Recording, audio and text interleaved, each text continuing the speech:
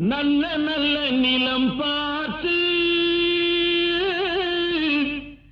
நாமும் விதை விதைக்கணும்.